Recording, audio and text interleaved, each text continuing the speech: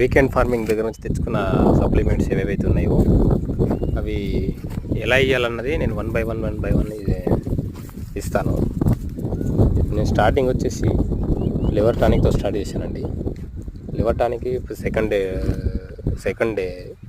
Day పోస్తున్నారు బట్టి అది పోస్తుండటి బట్టి పోసినప్పటి నుంచి ఇవైతే పర్లేదు, నాన్ స్టాప్గా తింటున్నాయి.